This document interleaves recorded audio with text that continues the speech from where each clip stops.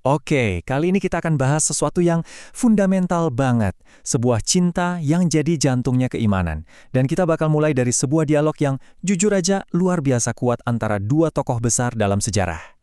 Coba deh, kita renungin sebentar kalimat ini. Ini diucapkan oleh Umar bin Al-Khattab kepada Nabi Muhammad.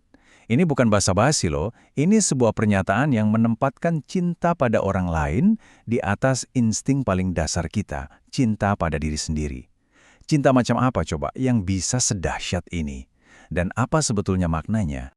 Sip. Nah, ini dia perjalanan kita kali ini. Kita akan mulai dari konsep cinta yang di atas segalanya ini, terus kita bedah apa sih sebetulnya cinta ilahi itu, kenapa ini jadi kewajiban, kita lihat langsung contoh-contoh nyatanya, dan terakhir, kita lihat gimana kekuatan cinta ini bisa mengubah seseorang. Oke, kita balik lagi ke ceritanya Umar. Jadi, sebelum dia ngomong kalimat yang tadi itu, ada cerita pendahulunya. Awalnya, dia bilang ke Nabi, "Engkau lebih aku cintai dari apapun." Nah, ada tapinya, kecuali dari diriku sendiri. Dan jawaban Nabi saat itu, jelek banget. Beliau bilang, iman Umar belum sempurna. Nah ini dia poin krusialnya. Ketika Nabi bilang sekarang baru benar wahai Umar, ini tuh penegasan. Artinya cinta yang melebihi diri sendiri itu bukan sekedar ya hal yang baik untuk dilakukan. Bukan, ini syarat mutlak. Ini standar kesempurnaan iman. Bukan pilihan tapi tujuan. Nah ini kan bikin kita mikir ya, sebenarnya cinta model apa sih yang kita bicarain ini? Oke, sekarang mari kita bedah lebih dalam. Apa sih sebenarnya cinta ilahi itu? Sumber yang kita kaji ini ngasih penjelasan yang jernih banget buat ngebedainnya dari cinta yang biasa kita rasakan sehari-hari. Ini yang menarik banget. Cinta ini ternyata hubungan dua arah. Lihat deh, dari sisi kita sebagai hamba, cinta itu wujudnya apa? Ketaatan, tindakan nyata, bukan cuma perasaan di hati. Ini pilihan aktif buat patuh. Nah sebaliknya, cinta dari Allah ke kita, itu bentuknya anugerah, ampunan, rahmat, pahala. Jadi bisa dibilang, cinta kita itu usaha, cintanya itu hadiah. Nah ini dia kata kuncinya, mahabbah. Penting banget buat kita ngerti kalau mahabbah ini beda sama cinta biasa. Ini bukan cinta naluriah kayak kita sayang sama anak atau orang tua. Bukan. Mahabbah ini cinta yang lahir dari pemahaman, dari mafhum. Ini pilihan sadar yang akarnya itu dari keyakinan, dari prinsip yang kita pegang teguh. Oke, definisinya udah dapet. Sekarang pertanyaannya, kenapa? Kenapa sih mahabbah ini statusnya bukan sekedar dianjurkan, tapi jadi sebuah kewajiban? Kenapa ini jadi pilar keimanan? Coba lihat daftar ini deh. Ayah, anak, saudara, pasangan, harta, bisnis, rumah. Ini semua kan hal-hal yang wajar banget kita cintain ya. Tapi Al-Quran di surat At-Taubah ayat 24 ngasih standar yang wow, tinggi banget. Intinya, ayat ini seolah menantang kita. Kalau semua ini posisinya di hati kita lebih tinggi daripada Allah dan Rasul-Nya, hati-hati.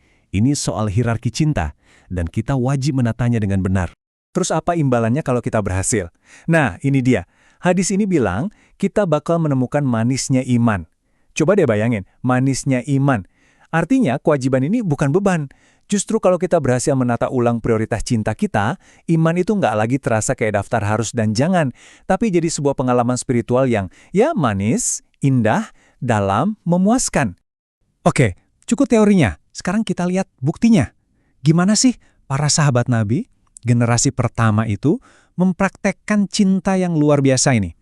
Gimana mereka menerjemahkannya jadi tindakan-tindakan nyata yang jujur aja sampai sekarang masih bikin kita merinding? Coba bayangin situasinya. Perang Uhud. Kacau balau. Barisan muslimin pecah. Dan yang paling parah, Nabi Muhammad jadi sasaran empuk para pemanah musuh. Panah berterbangan ke arah beliau. Situasinya genting banget. Dan di momen kritis itulah, Abu Tolhah maju. Dia jadi perisai hidup. Dia tamengin Nabi dengan badannya sendiri sambil teriak, "Leherku sebelum lehermu, biar aku yang jadi korban, bukan engkau." Ini bukan sekedar kata-kata pahlawan di film. Ini adalah wujud nyata dari cinta yang menempatkan keselamatan Rasulullah di atas nyawanya sendiri. Inilah mahabbah. Pengorbanannya itu bukan tanpa bekas. Ada catatan dari sahabat lain yang bilang, tangan Abu Tolhah yang dipakai buat melindungi Nabi itu lumpuh selamanya. Ini bukti fisik, jejak abadi dari sebuah cinta dan pengabdian total yang dia bawa sampai akhir hayatnya. Yang lebih gila lagi, rasa cinta ini tuh kelihatan jelas banget, bahkan sama musuh sekalipun. Ada seorang utusan dari pihak lawan, namanya Urwah bin Mas'ud. Dia datang dan dia kaget setengah mati. Dia bilang, "Aku pernah ke istana kaisar, ke istana raja, tapi aku belum pernah lihat seorang pemimpin diagungkan kayak gini. Mereka berebut air wudhunya, mereka merendahkan suara kalau beliau bicara. Urwah sadar, ini bukan karena takut, ini murni cinta dan pengagungan." Mungkin contoh paling drastis ya ini, Tumamah bin Tha'al. Dia ini kepala suku, awalnya musuh bebuyutan, benci banget sama Nabi. Tapi lihat deh perubahannya. Sebelum ketemu, wajah Nabi itu yang paling dia benci. Setelah ketemu, jadi yang paling dia cintai. Agamanya, negerinya, semuanya berbalik 180 derajat. Dari benci setengah mati, jadi cinta setengah mati.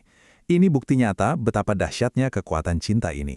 Oke, kita udah lihat definisinya kenapa ini jadi kewajiban plus contoh-contohnya yang luar biasa. Jadi, apa intinya? Apa sih tujuan akhir dari cinta yang kayaknya nuntut banget, tapi di saat yang sama juga indah banget ini? Dan inilah intisarinya. Cinta kepada Allah dan Rasul-Nya itu ternyata bukan emosi pasif, bukan perasaan anget-anget yang datang terus pergi. Bukan, ini adalah tindakan, sebuah keputusan sadar untuk merombak total prioritas hidup kita dan menempatkan Allah dan Rasul-Nya di puncak segalanya. Dan dengan melakukan itu, kita bukan cuma menunaikan kewajiban, tapi kita juga membuka pintu ke manisnya iman yang tadi kita bahas. Nah, sebagai penutup, ada satu pertanyaan besar yang mungkin bisa kita renungkan bareng-bareng. Kita kan biasanya mikir kalau cinta itu spontan ya, sesuatu yang nggak bisa dipaksa. Tapi dalam pembahasan kita kali ini, cinta justru disajikan sebagai sebuah kewajiban, sebuah keharusan. Ini kan menarik. Jadi sebenarnya, apa sih hubungan antara kewajiban dengan cinta sejati?